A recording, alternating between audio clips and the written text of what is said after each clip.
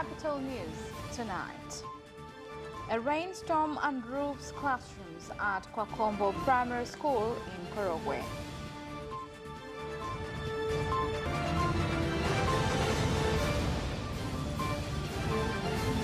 The government have been urged to deal with unscrupulous fertilizer agents in Ushetu.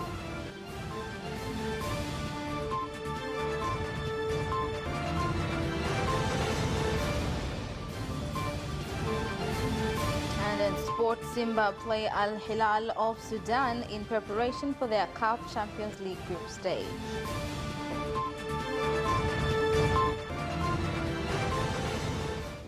Good evening, this is Capital News at 9:30. My name is Khadija Zimbo. First, the national news. A heavy rainstorm has blown away the roof of 4 classrooms at Kwakombo Primary School at Korogwe Council, a situation that has led pupils from standard 1 to 4 to take turns using one classroom.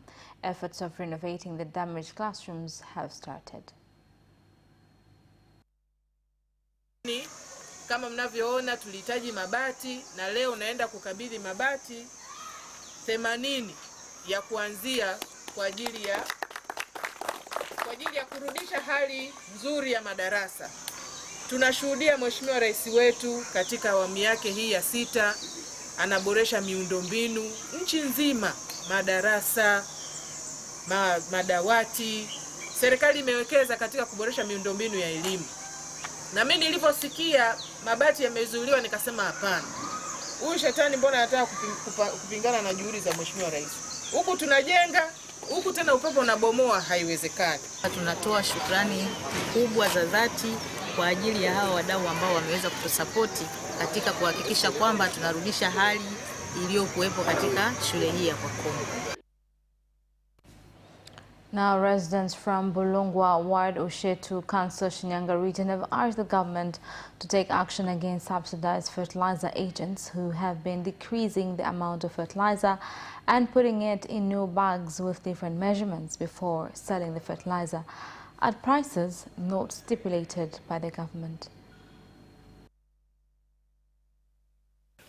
Wengine wanaona kana kwamba hivi wanapoona watu wanarundikana kwa wingi, ikifika usiku wanaenda wanazichakachua zile mbolea. Sabotages are done from the product itself to prices sold at the market. Waliotuanzishia tumeupenda, atuwekee vituo, maana sisi huko tunahangaika usafiri. Hata kama zikipatikana gari, gharama inakuwa ni kubwa. Mama, atuwekee vituo, tupo tayari kujenga magodauni, tutapokea, maeneo yapo, serikali tutasaidiana nayo. Zoezi hili la usambazaji wa mbolea ni la nchi nzima. Hivyo tumezamiria kabisa kama as main suppliers of fertilizer, we are determined to make sure that this fertilizer reaches every village and ward. We have established officers in every ward and set good environment of selling the product. Tukishirikiana na wadau wetu wazalishaji, wasambazaji, tunaorganize, tunaangalia changamoto gani ili kusudi lengo ni kwamba kunapokuwa na changamoto zozote tuzitatue kwa pamoja.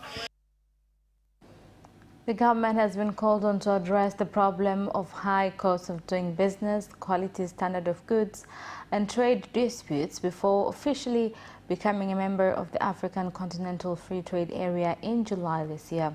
This was revealed by a stakeholders meeting in Dar es Salaam to discuss opportunities in the Africa Free Trade Area.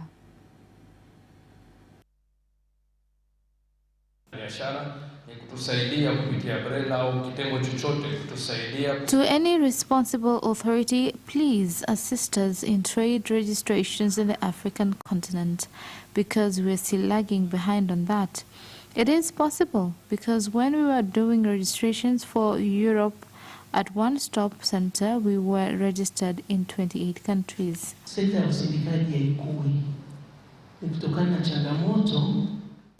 Processing sector fails to grow because of lack of premises for carrying out their activities.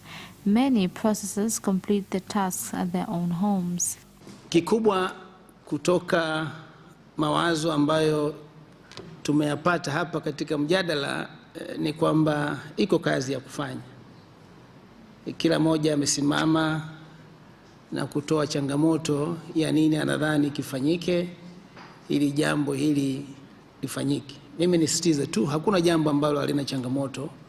Changamoto zipo, na changamoto zote ambazo zimezungumzwa hapa kubwa zilikuwa ni facilitation, kwa maana ya kusaidia wafanyabiashara wafanye vizuri zaidi. Punguze vile migogoro. Wakati namsikiliza ndugu yangu hapa wa chama, we should try to reduce these minor conflicts which occurs from poor services offered contrary to their expectations. TAT. Lakini kuna wengine. Yaani kuna vyama TPSF tusaidieni. The government has formed a special national committee that will evaluate the economic situation and performance of media houses in the country, as well as address challenges facing journalists.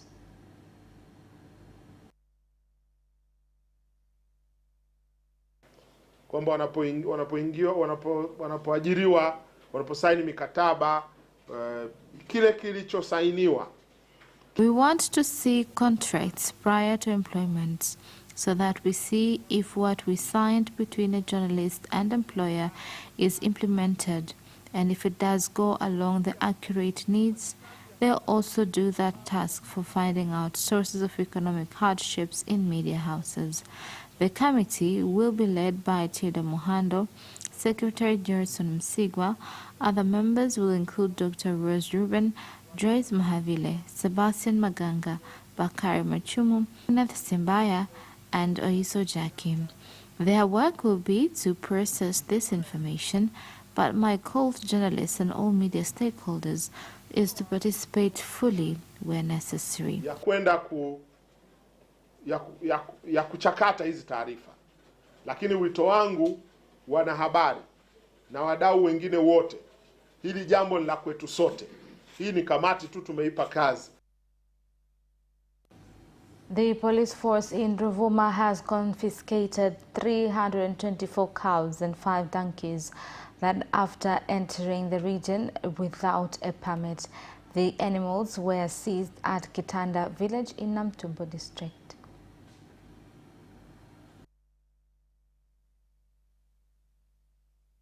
Mkuu wa mkoa alitoa agizo pale kwamba sasa hivi tumezuia kuingiza ng'ombe.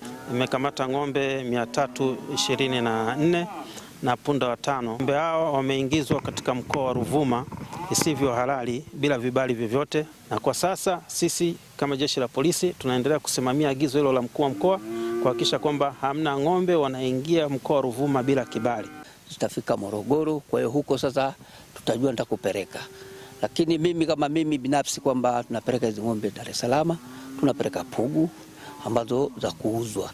Lakini hizi zingine ndama ndio za kwenda Mkuranga kwa ajili ya kufuga, kwa ajili ya unenepeshaji.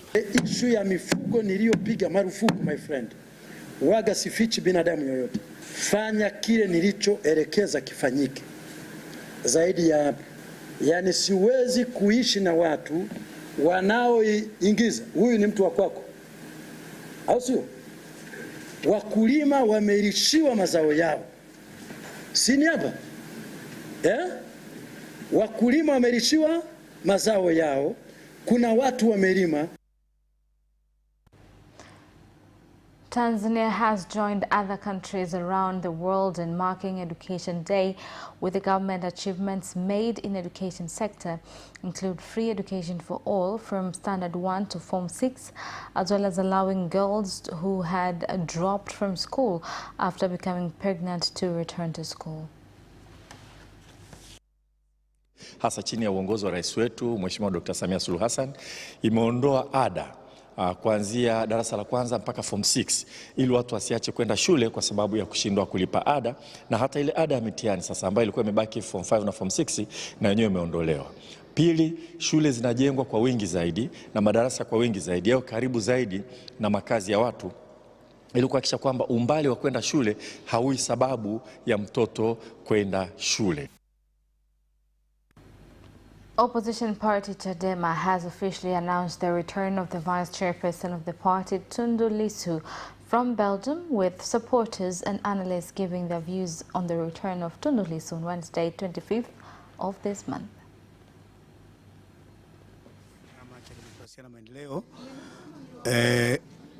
Tundu Antipas Lissu. Tundu Antipas Lissu will arrive tomorrow from Belgium at 1:30 p.m. at Mwalimu Nyerere International Airport in Dar es Salaam. He will then head to Buliaga grounds in Temeke for an open public meeting. We have already gave the report to the police force. Everything is in order and ready for the reception. I call on Dar es Salaam residents to show up in big numbers. Tundu Lissu kwenye mazingira tofauti.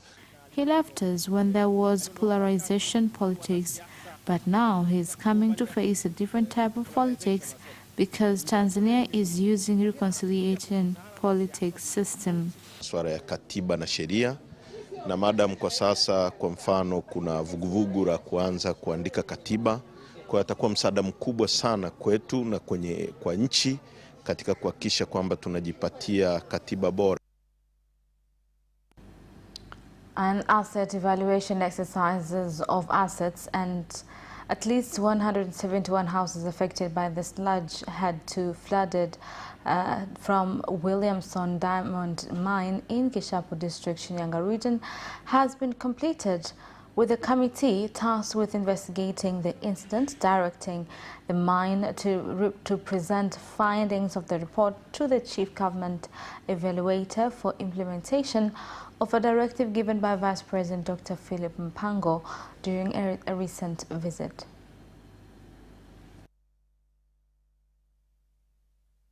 Mtakuja na kitambulisho gani?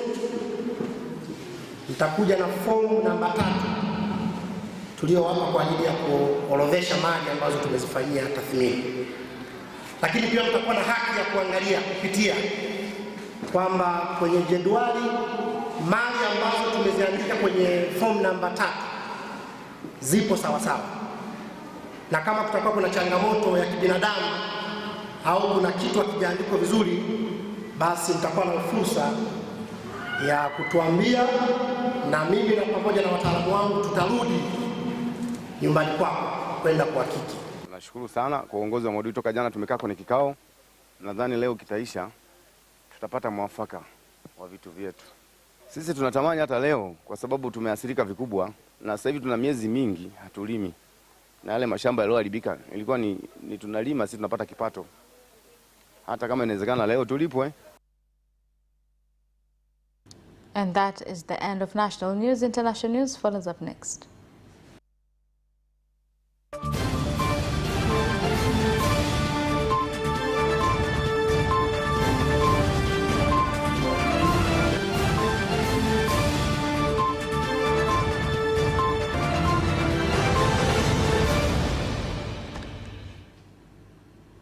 Welcome back, and in international news. The United States has criticized South Africa's decision to hold military exercises next month with Russia and China as the war in Ukraine rages on.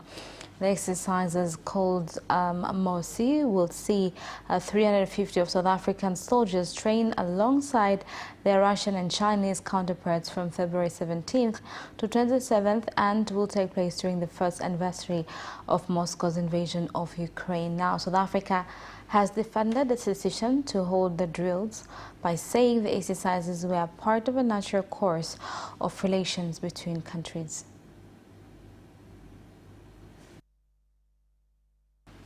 Now, moving on, in Kenya, former Independent Electoral and Boundaries Commission IEBC chairperson Wafula Chebukati has appeared before the Justice Agrey Muchelule-led tribunal that is probing the conduct of 4 IEBC commissioners after the August 9th general election, where he said that there were no disagreements or disputes among commissioners up until August 15th at the National Tallying Center at the Bomas of Kenya in Nairobi.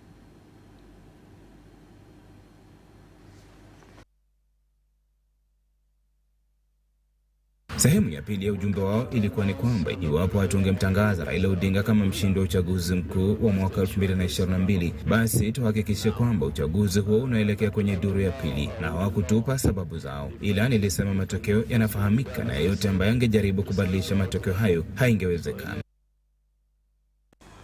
The president of Burundi, Ndayishimiye, has directed the national language Kiburundi must be used in meetings and even in various government reports. President Ndayishimiye said the decision made by his cabinet of ministers aims to promote and develop the national language. At the ministers' cabinet, we agreed that all meetings will be done in Burundian language. It's such a pity that Burundians pay much attention to foreign languages like French instead of our own language. Katika kuthamini lugha ya Kirundi, lugha ya mama, kwamba ni lugha ya Warundi. These are efforts of elevating Burundi language since it is a mother tongue. If it will not be used, it will get lost. Watakapoandaa katika lugha ya Kirundi, misamiati ya Kirundi itakuwa rahisi. And that is the end of international news. Business news follows up shortly.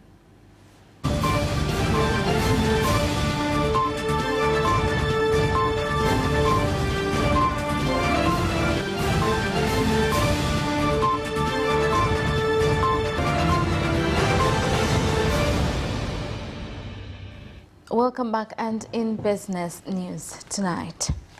The government, in collaboration with the European Union, plan to come up with guidelines that aim to help creation of new products in the capital markets in order to bring rapid development in the financial sector. It will help for a sustainable future, to protect the environment and to create jobs in the future. Hizi hati fungani ambazo tunaita hati fungani za kijani, yani green bonds, ni mojawapo ya bidhaa ambazo zinatakiwa kuweza kuja katika soko letu la mitaji. Planning and economic stakeholders in the Mtwara region have said more public education is needed to enable Tanzanians look for various economic opportunities in the region so as to make the region an economic hub. Kwa elimu ikitolewa kwa wananchi wa mkoa wa Mtwara, mimi ninaamini elimu, tena sio elimu tu, elimu stahiki juu ya maendeleo. Watu watambue kwamba hata wanapofanya kitu ni kwa ajili ya mkoa, ni kwa ajili ya nchi hii ya Tanzania. Tukiimarisha hii afya ya amani, tukaanza kufanya kazi na Malawi, kazi na Komoro, kazi na Msumbiji, Mtwara lazima iinuke, kwa sababu mazingira hayo tayari tunao hao na wanataka huduma nini Mtwara. Tobacco farmers in Chunya District, Mbeya region have expressed concern after companies that have not paid their last harvest got tenders to supply agriculture inputs to farmers and demanded they pay for the inputs even though the companies have not yet paid for their tobacco. Na Mo Green ndo anayesambaza madawa, wanatakiwa kulipa na sio vinginevyo. Ningeshauri kama mkutano ungeweza kutoa maazimio ya kusema sasa tumwambie TCJE ahakikishe anamkata bila kabla ya kulipa kwa mujibu wa mkataba. Katika mikataba hiyo, yoyote yule mwenye sehemu ya deni la mkulima anakatwa zile pesa na zirudi kwa mkulima. Business news. Sports news follows up next.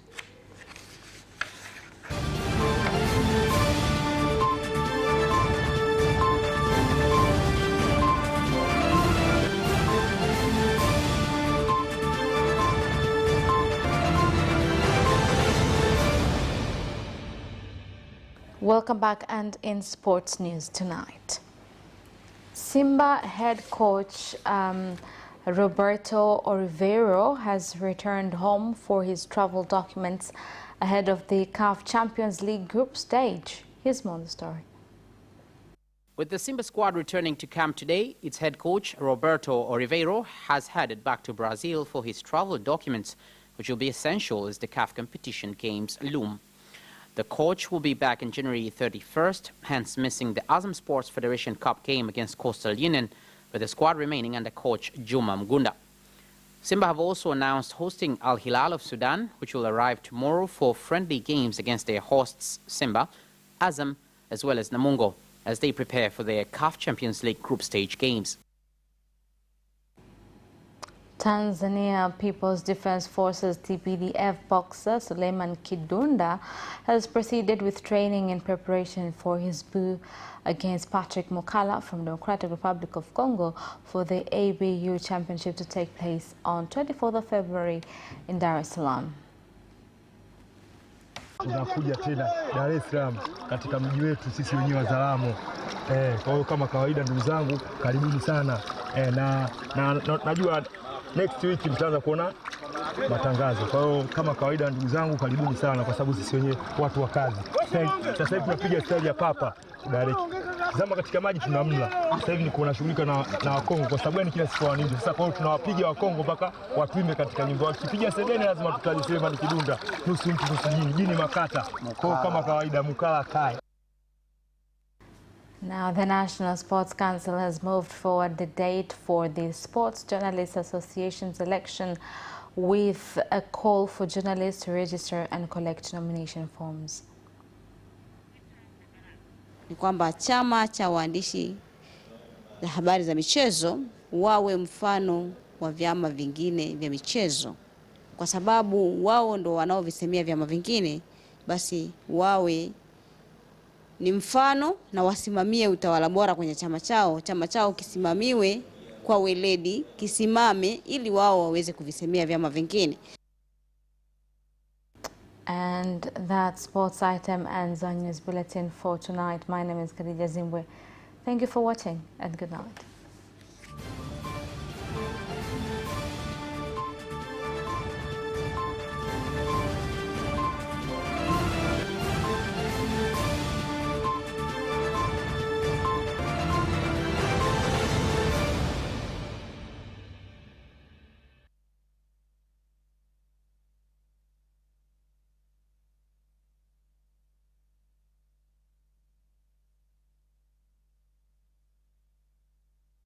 Watch Capital News at 9:30 and get updated on what is happening in Tanzania and around the world on political, social,